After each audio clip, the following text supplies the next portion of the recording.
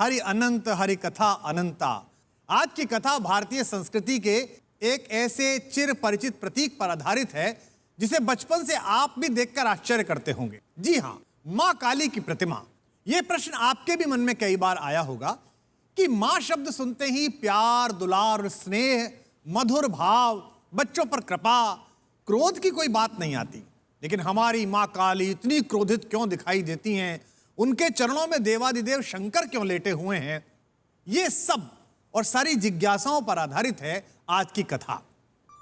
आज से सहस्त्रों वर्ष पहले रंभासुर नाम के एक दैत्य ने प्रजापति ब्रह्मा जी की कठिन तपस्या की। कठोर तप करते करते जब बहुत वर्ष बीत गए तो आप तो जानते हैं कि ब्रह्मा जी सरल मना हैं, कोई तपस्या करे तो वरदान देते हैं। प्रकट हुए और कहा कि वत्स वरदान मांग। उसने तपाक से कहा, प्रभु मैं अमर होना चाहता हूं। ब्रह्मा जी सुनकर मुस्कुराए, बोले बेटा कुछ और मांग लो, इतनी बड़ी सृष्टि है, क्योंकि तुम्हारी इच्छा सृष्टि के विधान के विपरीत है।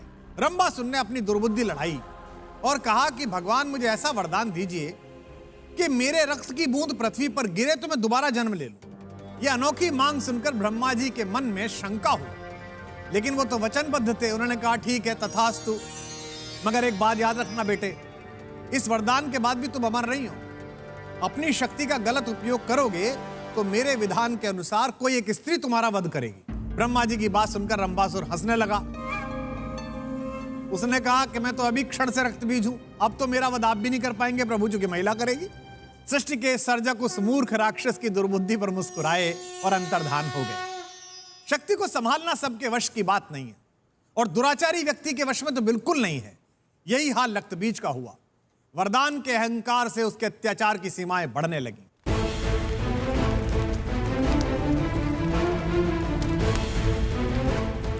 पूरी धरती पर सबको पराजित करने के बाद वह अपनी विराट सेना लेकर स्वर्ग की तरफ बढ़ा।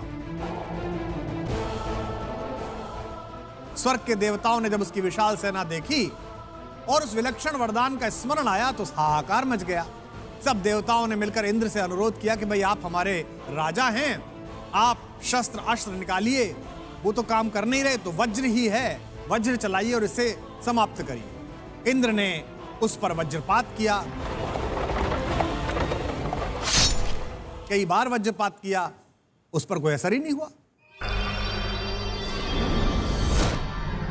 हाँ, यह जरूर होता था कि उसके रक्त की कुछ बूंदें वज्रपात के बाद गिरती थी और उनसे नए रक्त बीज पैदा हो जाते थे, सेना और बड़ी हो जाती थी।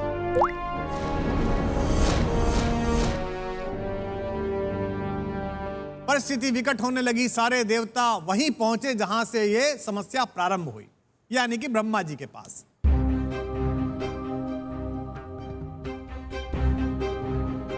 निरुपाय देवता लाचार होकर सृष्टि के स्वामी ब्रह्मा जी की शरण में खड़े हैं।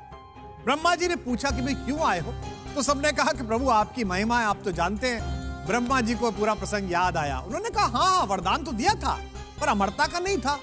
मैंने उसको कहा था कि अगर तू अनाचार करेगा तो कोई स्त्री तेरा वध करेगी, इसलिए तुम सब मिलकर अब महाशक्ति की आराधना करो। देवता आदि शक्ति की आराधना करने लगे। कठोर तपस्या के बाद आदि शक्ति मां दुर्गा के रूप में प्रकट हुई और देवताओं की सहायता करने के लिए उन्होंने रक्तबीज से युद्ध करने का निर्णय भी ले लिया। लेकिन फिर वही समस्या, रक्तबीज के रक्त की हर बूंद से एक नया रक्तबीज।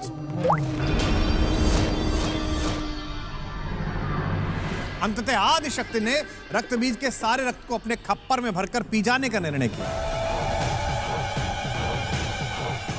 लेकिन इसी दौरान एक और समस्या हो गई। एक भी बूंद पृथ्वी पर बच जाए तो नया रक्तबीज पैदा हो जाए।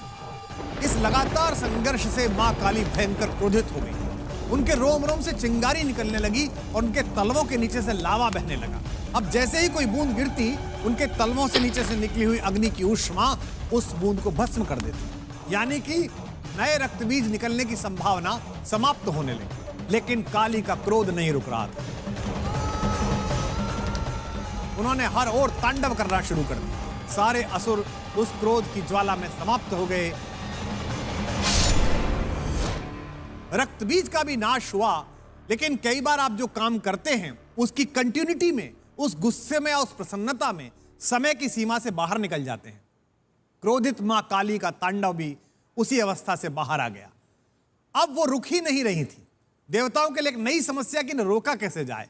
अब देवताओं ने देवादिदेव भगवान शंकर से प्रार्थना की। भगवान शंकर ने प्रार्थना सुनी और अंतर्धान हो गए।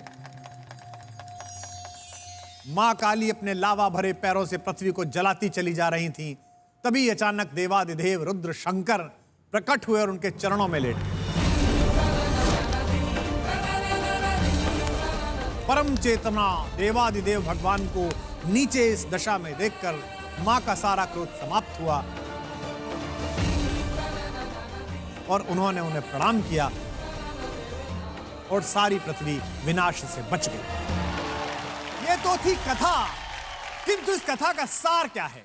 इस कथा का सार यह है कि दुराचारी चाहे कितना भी प्रयास कर ले, अपनी साधना के बल पर चाहे कितने भी वरदान जैसी चीजें जुटा ले, लेकिन अगर उसकी आत्मा में मलिनता है, अगर उसका मन दूषित है, तो अंततः उसका विनाश निश्चित है। निजी जीवन में हम सबको क्रोध आता है, लेकिन वह क्रोध कितना नुकसानदायक हो सकता है, यह कथा हमें सिखाती है।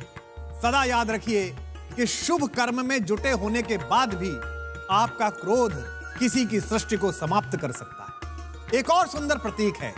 जरा सोचिए ठहर कर कि मां काली का क्रोध कैसे शांत हुआ। यह कोई साधारण काम नहीं है। इसके लिए भगवान शिव जैसा पुरुषार्थ चाहिए, जगत के विष को अपने कंठ में रोक लेने की शक्ति चाहिए। और अगर आपके अंदर यही सात्विक शक्ति का अंश है, क्रोध को शांत करने की यही क्षमता है, तो आपका जीवन महादेव की प्रतिपल पूजा की तरह है, वंदित है, आदर्श है।